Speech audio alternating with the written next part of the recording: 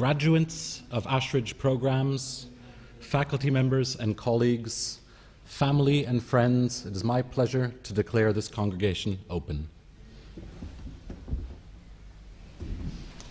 Please be seated. Good afternoon. I'd like to add my own word of welcome to this graduation ceremony.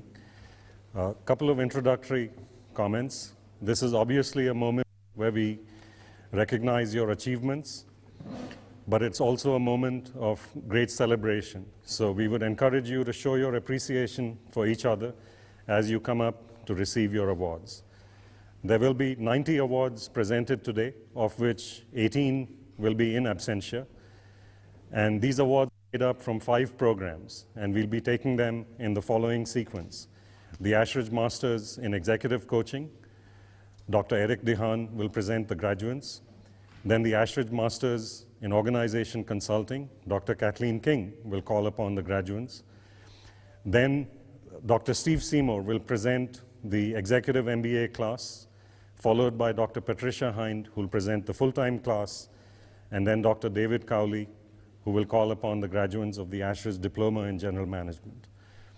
These awards will be followed by some special awards from the Chief Executive for Project Excellence, as well as some alumni awards. And thereafter, I'll invite Lord Carter to address the graduates. Professor Peters will then close the ceremony with a vote of thanks. So without further ado, I'd like to invite Dr. Eric Dehaan to present the graduates of the Ashridge Masters in Executive Coaching.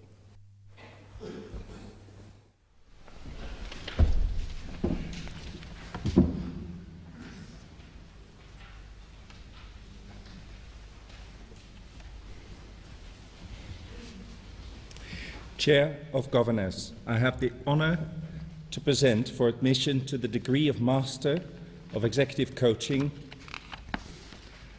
Anne Baldwin.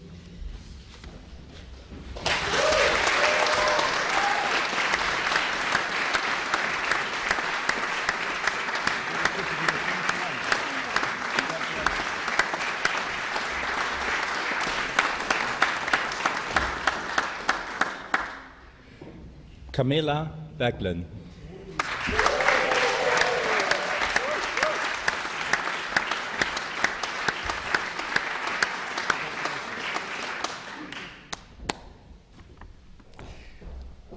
Mark Buchan.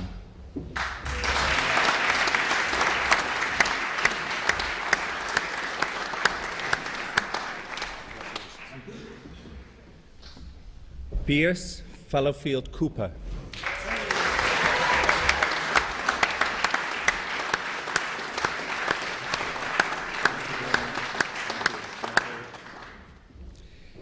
Andrew Forster.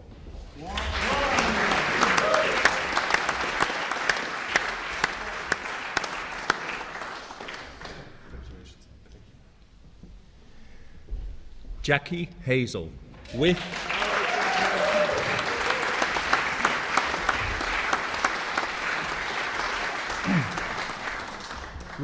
distinction.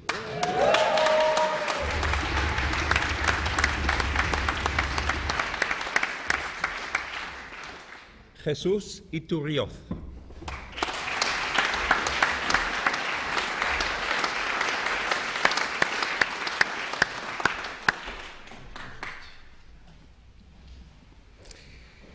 Susanne Kortendijk.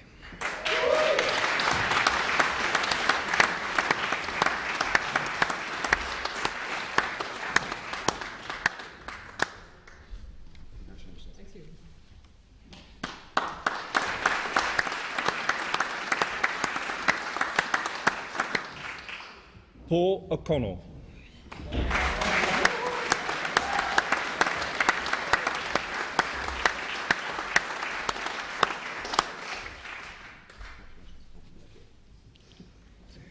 Rosemary Ryan.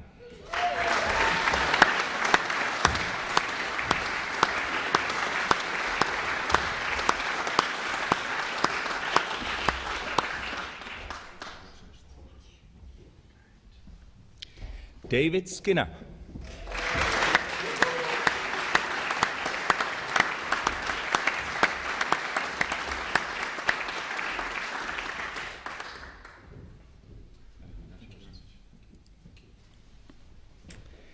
Eamon Ward.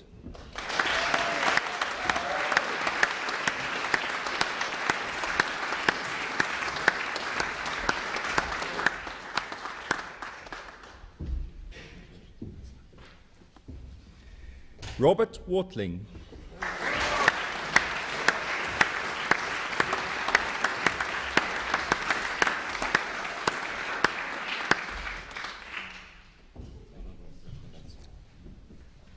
Melanie Womwell.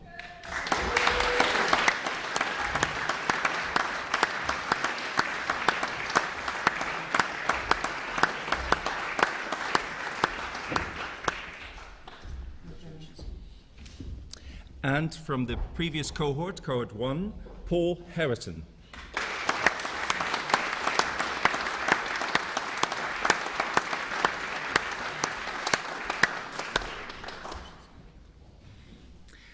And Eris Sharma.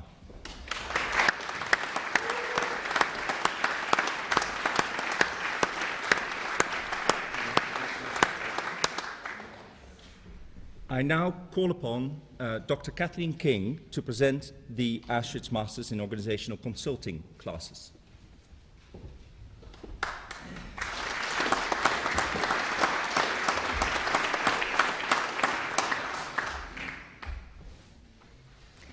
It is my honour and pleasure to present with the Ashridge Masters of Organisation Consulting Award from AMOC 11, Susan Coughlin with distinction.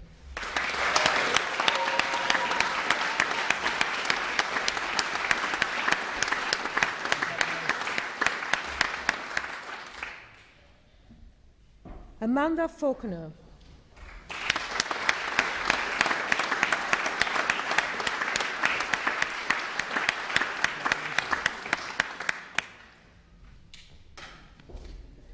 Carol Magnus with merit.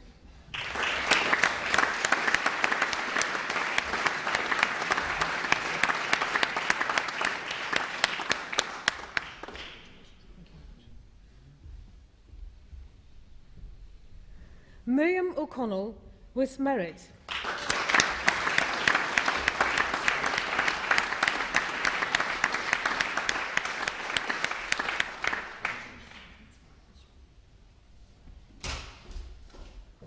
Suzanne Unger with merit.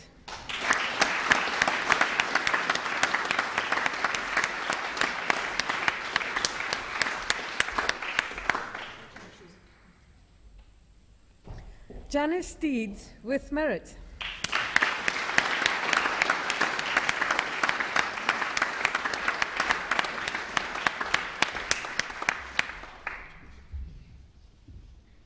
And Andrew Woodward.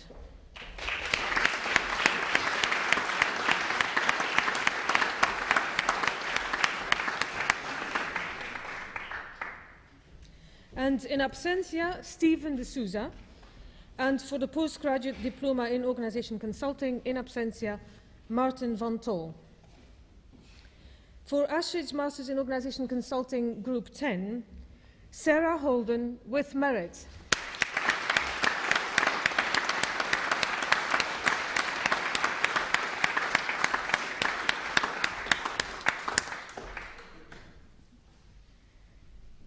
And Orlando Ojo with merit.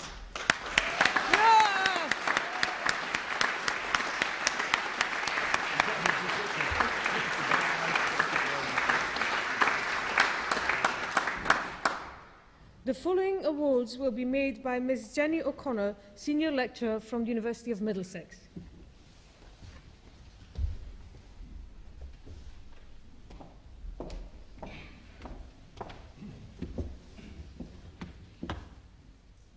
The Ashridge Masters in Organising Consultant 9 with Postgraduate Diploma in Organisational Consultancy is for Amanda Schofield.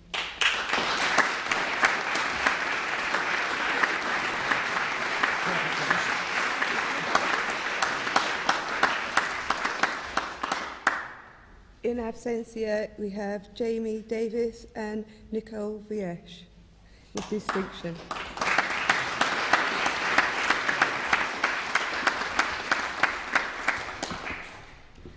I call upon Dr. Steve Seymour to present the Executive MBA class of 2007 to 2009.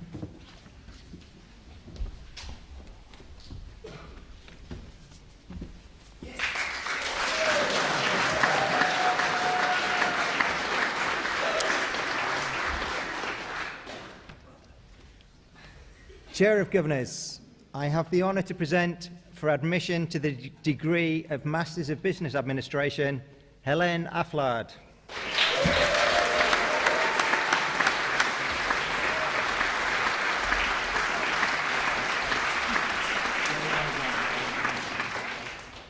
Shoba Apukitan.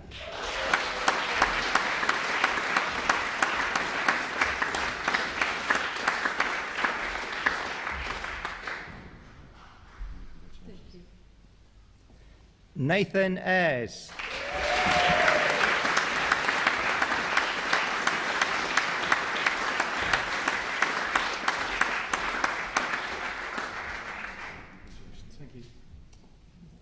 Asif Aziz.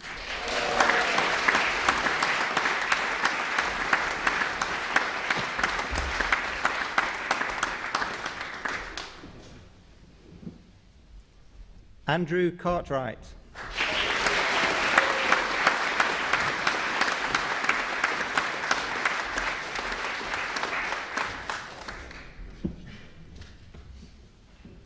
Richard Castle, with distinction.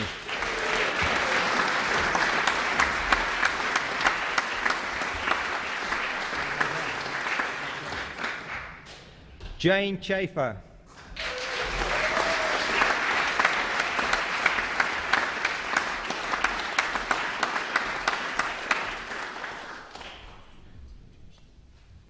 Christopher Cox.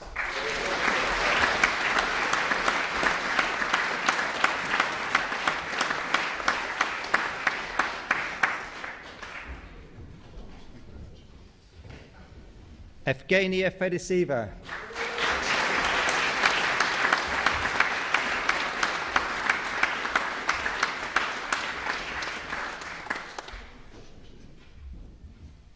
Nuno Franco.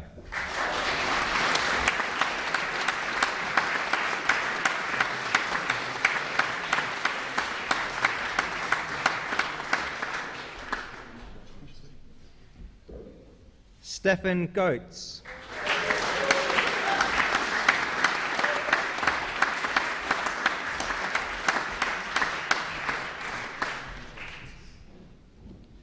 Paul Gyrie.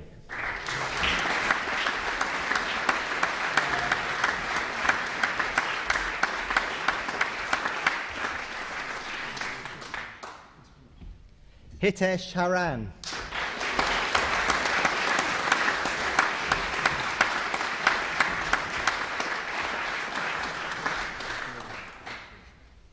Louis Herta.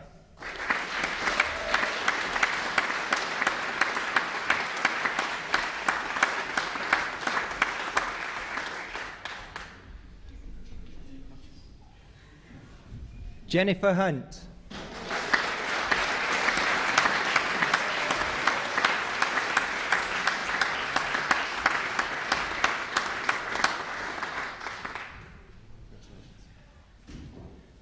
Robert Kernahan.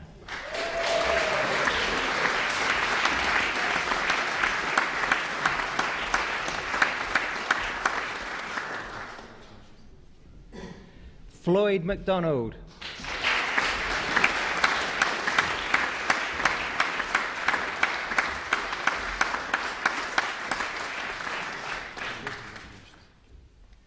Peter Markey, with distinction.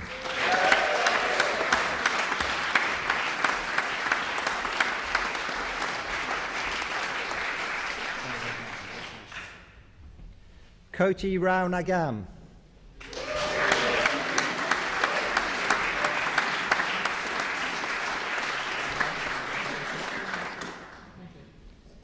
Aaron Nolan.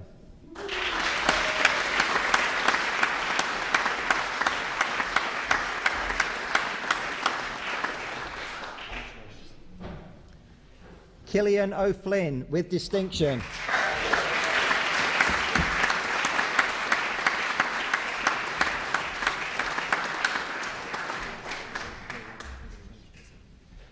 Sarah Perella.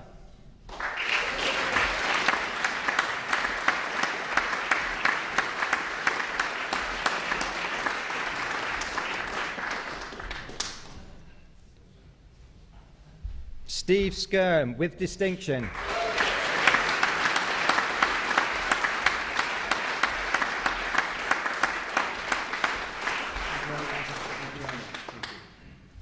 Paul Williams.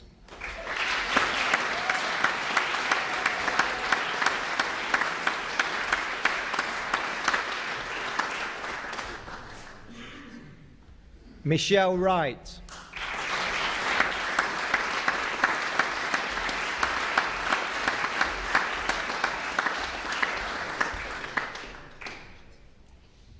And in absentia, Simon Wheeler.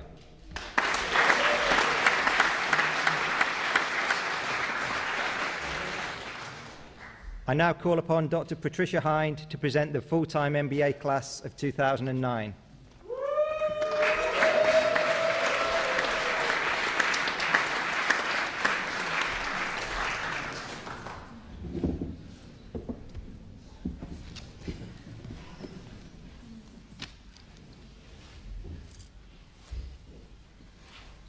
Chair of Governors, I have the honour to present for admission to the degree of Master of Business Administration, Simon Brewster.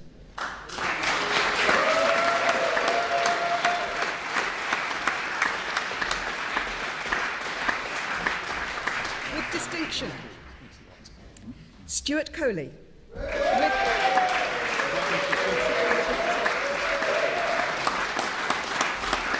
merit, Soumya Doda.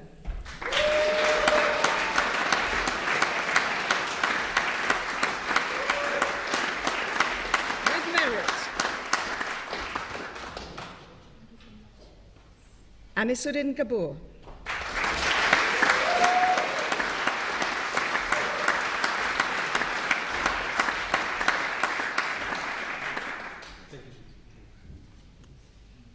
Jonathan Green. With merit.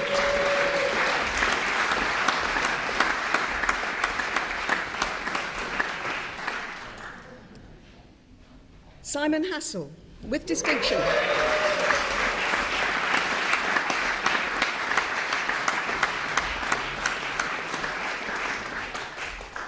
Thank you very much. Christopher Hatch.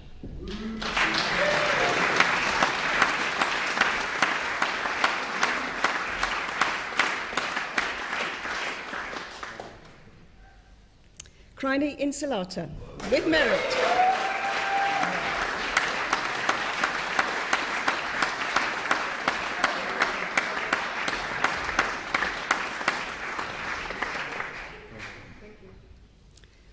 David Kasonga.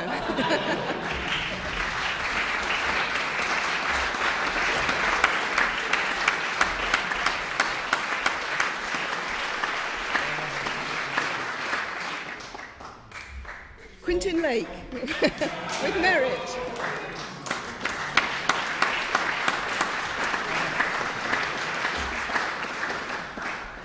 Rupert Melsom, with merit.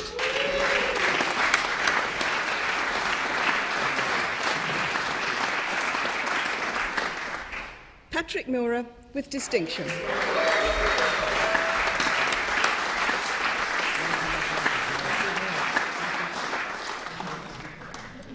Luc Petit, with distinction.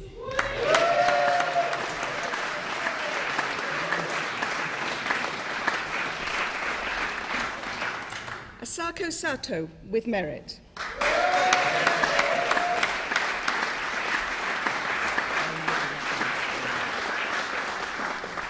Ivan Sutherland, with distinction.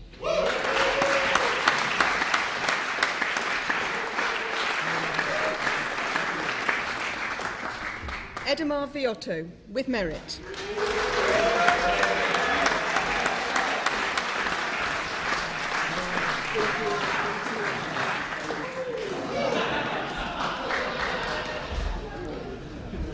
In absentia, Namrata Shahal, Arshan Shadrasina, Vadim Gavrilenko, Hiroko Inazumi, Takashi Tatsumi Aaron Sybil.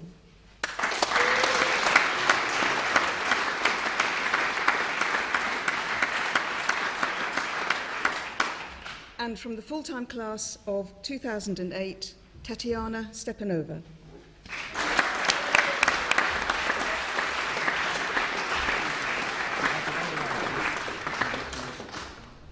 I call upon Dr. David Cowley to present the Ashridge Diploma in General Management.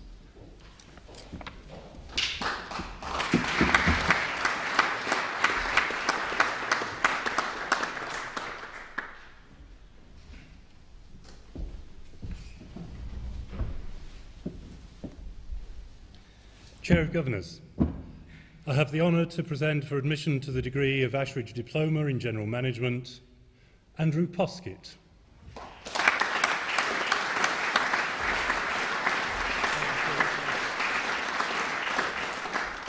Nigel Richardson.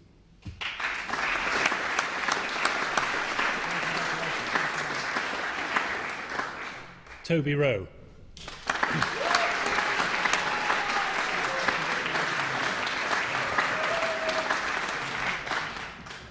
And in absentia, Braden Dunsmore, Mehran Falsafi, Nigel Hartley, Monica Lessel, John Wilson Morrison, and Ashish Nandal.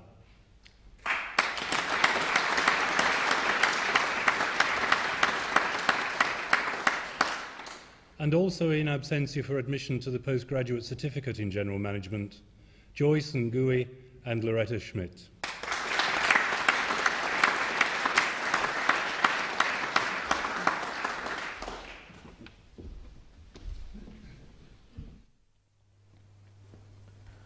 I would now like to invite the Ashridge Chief Executive, Professor Kai Peters, to present the Chief Executive's Award for Project Excellence from the Executive MBA class of 2007-2009 to Richard Castle.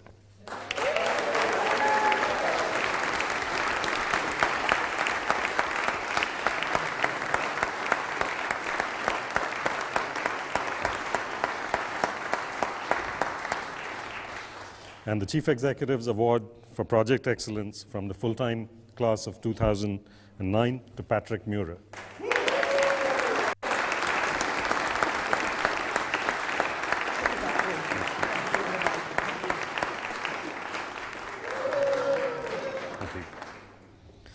I'd now like to invite Mr. Neil McCrossan, Chair of the Ashridge Alumni Council, to present the next two awards. These are known as the Players Player of the Year Award, as voted by the Executive MBA class of 2007-2009 to Koteswara Rao Nagam.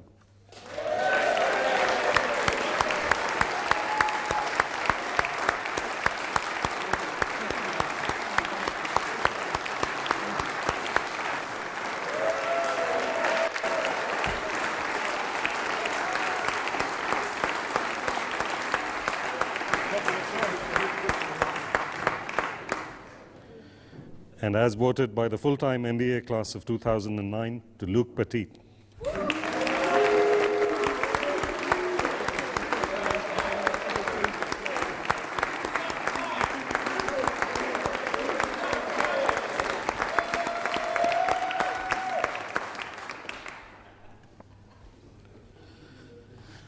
Lord Carter, may I now invite you to address the gathering.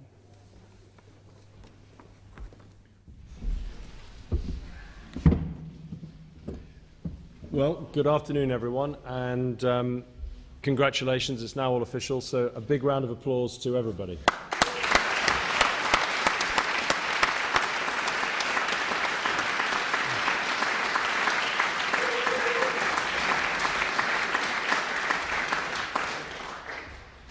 I'd like to start by adding my welcome and my thanks and my congratulations, both to today's graduates and to their families and their friends, and in many cases, I suspect, to their employers and bank managers who will have supported you through your endeavours. And perhaps also to the, I suspect, soon-to-be outgoing government for keeping interest rates reasonably low, and possibly to the international financial community for making this a reasonably good time to be doing something in education whilst watching the world wrestle with its problems. Today, we have a room full of masters. Masters in business, masters in executive and organizational coaching, and masters in general management. To coin a phrase from today's other big public debate, we have a coalition of commercial talent. Now, language, and particularly the English language, is a marvellous thing. A Dutch colleague of mine, and no, I don't mean Kai, observed to me yesterday that whilst English was not his first language, he found the idea of a hung or a hanging parliament deeply unattractive. But he went on to observe that in Holland, they would describe exactly the same outcome as a working coalition or a national government, which I had to concede to him in this discussion sounded not only more attractive, but given the current global and international challenges, almost desirable. Perhaps it's true then that the electorate truly are smarter and have worked out what's the right answer for the times that we live in. And this world has never needed smarter, well-educated and thoughtful business people more than it does today.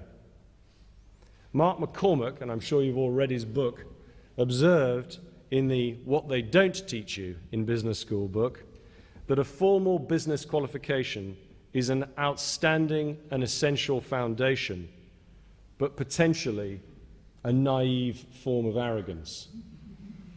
Now, I first graduated almost 25 years ago from law school, wearing this gown, which I haven't worn for some time, as you can probably tell, and then nearly 15 years ago from business school. And along the way, I realized, rather sadly, that Donald Rumsfeld was right, in that you don't know what you don't know, or I certainly didn't. School, college, and even business school is a marvelous thing. Not least because you can, as you've all done today, complete it. You can finish it. Often, as many of you have done today, with merit and with distinction. But life, and certainly business life, is something you experience. You don't complete it. And business life, as many of you will know, is considerably less ordered, less predictable, and less manageable than academic life. In business life, everyone is paid in two coins, cash and experience. My first learning was if you're ever given the choice, take the experience first. The cash will follow. So to finish today's celebrations, and hopefully give some food for thought that was at least as good as the lunch you've probably had, and I'm sure the dinner you're going to have, I thought I'd give you a few top tips as you set out to return to your business life or your advising and coaching life. The first one is beware of language. In this international world that we now live in and in this international room today, I remember the first time I gave a media interview. I was about 33 years of age, and I was approached by a Japanese magazine, which was sort of a cross between GQ and Management Today, if you can imagine. That means the pictures, everyone in the pictures had slightly more clothes on. And I was approached to see whether or not I'd be willing, as a young business leader, as I was at the time, to give some advice to aspiring young Japanese business leaders. And I was, I have to confess, inordinately flattered by this approach, as no one had ever asked my opinion on anything. So they flew over a journalist and a camera crew to London, and they interviewed me and scribbled it all down and then disappeared. And I heard nothing for about 2 months until my phone rang in my office. And a friend of mine who was working for a shipping company in Japan, spoke fluent Japanese, was on the other end of the phone, laughing almost hysterically. And he said, "I've just bought this magazine, Stephen." He said, "You're on the front page. And inside there's a 4-page interview of your wisdom in Japanese." He said, "apart from one quote, which is in English." And I thought, yes, I know.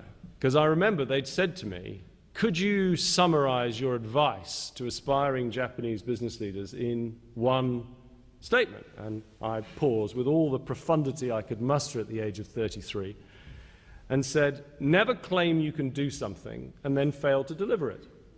Which I thought wasn't bad, actually. And this had been written down clearly in Japanese and then translated back into English. And so my bon mot to the aspiring Japanese business community was, never appear able to achieve anything.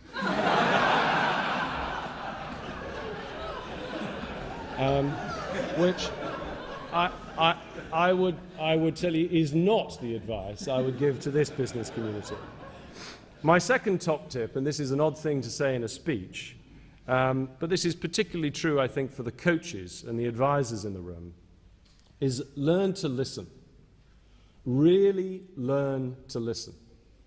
And learn to listen aggressively, as someone once said to me. It is not a mistake that God gave us 2 ears and 1 mouth. You can collect enormous quantities of information and advantage by the effective use of real listening. Third tip, don't stop learning. It's easy when you take time out and you come to an academic institution. I remember the times I've done it with relish. You then return to the hurly-burly of real life, and it's much, much harder. Read. Read books. Read websites. Read people. Read situations. Read circumstances. And try and develop a methodology, like you will all have done to have done as well as you've done to be here today, to record those learnings in the same way as you've recorded the academic learnings. Fourth tip, genuinely try, and I mean genuinely try, never to be the smartest person in the room. And if you are, and you find you consistently you are, and many of you here today clearly are smart enough that you will find that, then either invite other smarter people into the room, or, and this is much more difficult, find another room to be in. Because if you stay in the room where you're the smartest person, you'll stop growing.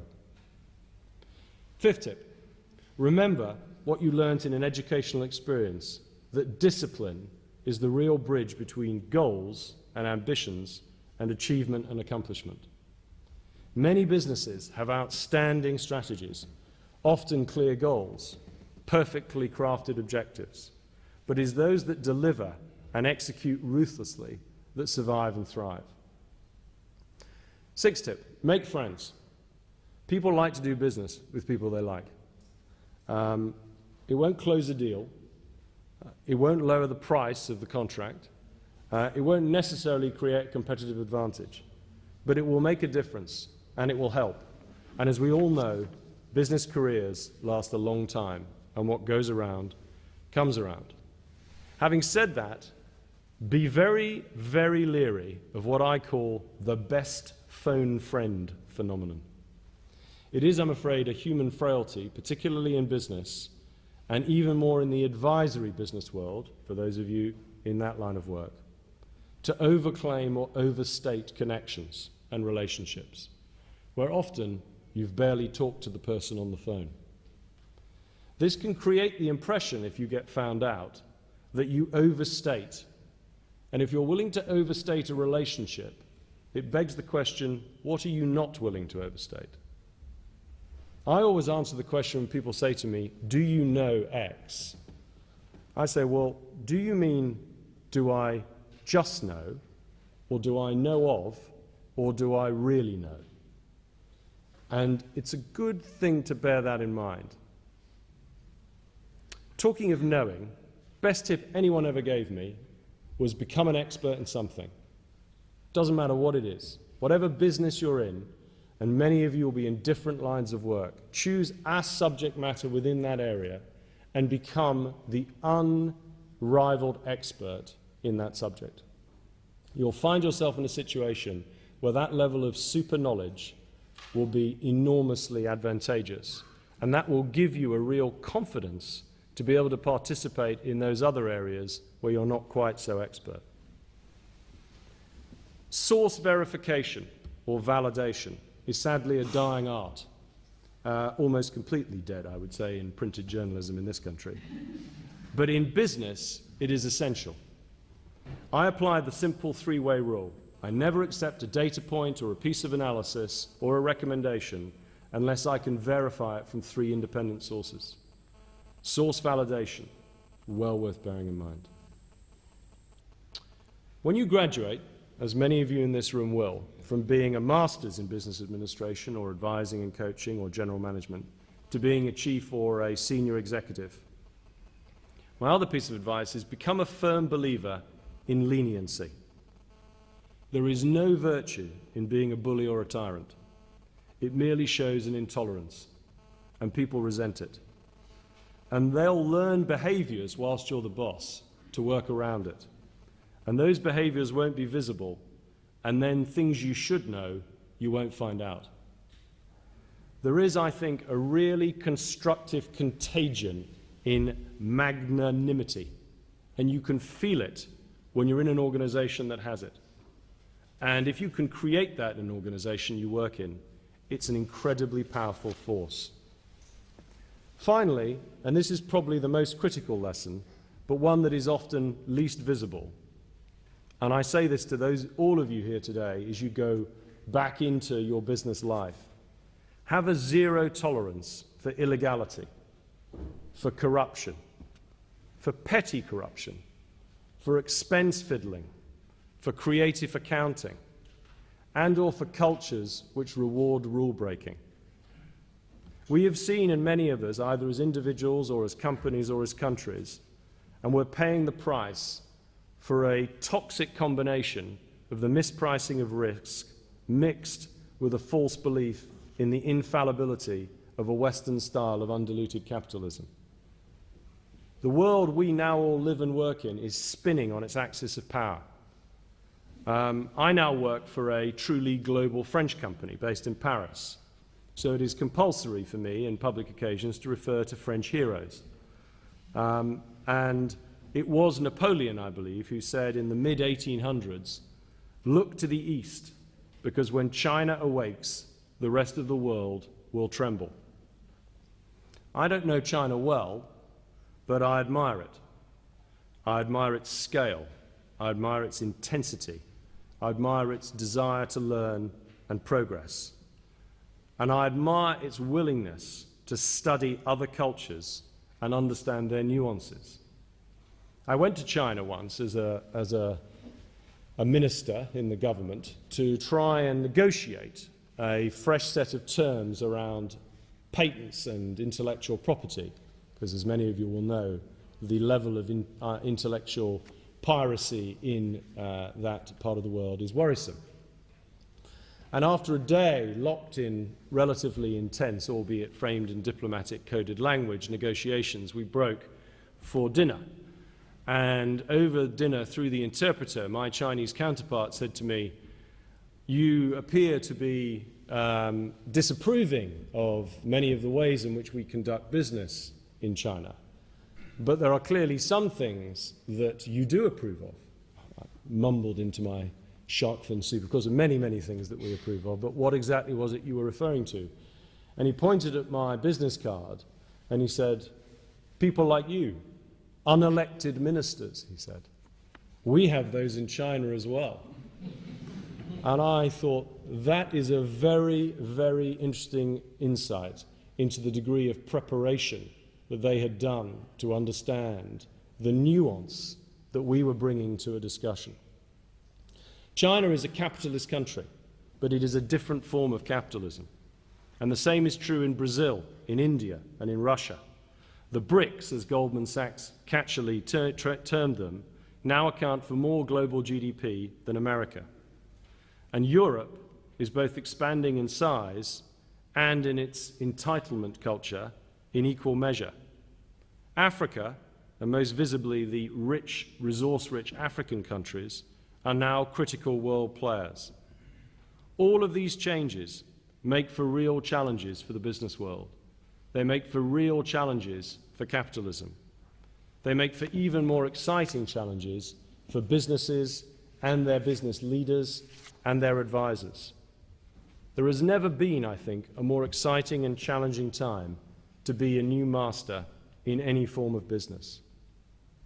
It only falls to me to thank the faculty of Ashridge, those that are here and those that are not, for their help in getting you all here today and for their commitment to learning and development. To you all, congratulations again. It's a fantastic achievement. Enjoy the day. enjoy the goal and the glow of achievement, go back into the business world and let boldness be your friend and caution be your counsel. And as Mario Andretti once said, if everything is completely under control, the truth is you're simply not going fast enough. Congratulations.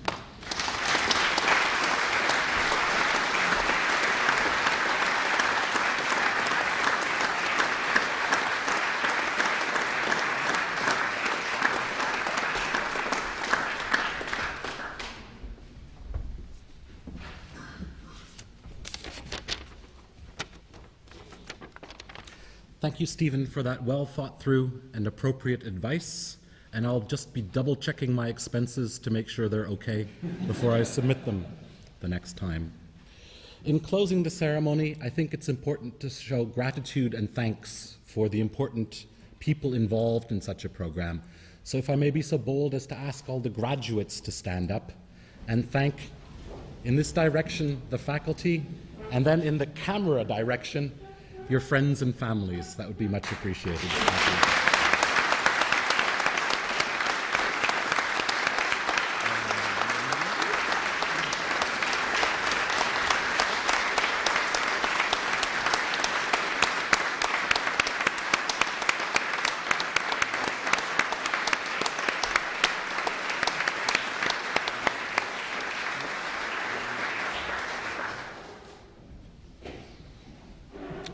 I'll keep it short. I've been asked before the graduating class leaves and breaks out in delirious pandemonium that we will try and capture you all to take photos at the foot of the stairs. From previous years, this can take many hours to catch you all, so if we could keep it a little bit more efficient, that would be great. For those of you who may not have caught on to the history of Ashridge while you're here, and for those people on the other side of the camera who won't know, I'd like to summarize Ashridge in, I think it's 143 words for you all. You think? Earl of Cornwall, spare vial of Christ's blood, around here somewhere, question mark. Monastery, 1276. Edward I's Parliament, a lot discussed, nothing decided, not too dissimilar. Bonhomme, Benedictine rule, Henry VIII wants a divorce, dissolution of the monasteries, Elizabeth I off to the Tower, 1600s, the Bridgewaters, posh parties, canals, 1802, time for a rebuild, Wyatt, architect, Repton, garden, more posh parties, Brownlow, death and taxes, National Trust, Bonar Law Memorial Trust, Conservative Party Training School, not personally responsible. Alfred Hitchcock's Downhill, available on YouTube and well worth a look. Churchill, Chamberlain, and more of that ilk. Charing Cross Hospital North, Girls Finishing School, John Fowles and Cecil Parkinson, An Eye for the Girls and Being Naughty. It's true. Business School, 1959, Men of the Empire, others too. Dirty Dozen, Harry Potter, Anorexic Nuns in Low-Budget TV Drama. 50th anniversary in 2009. Master's programs, much thought, much work, essays and exams. Graduation day, nice people, nice families, all ready for a glass of champagne. It's my pleasure to declare this congregation closed. Thank you very much.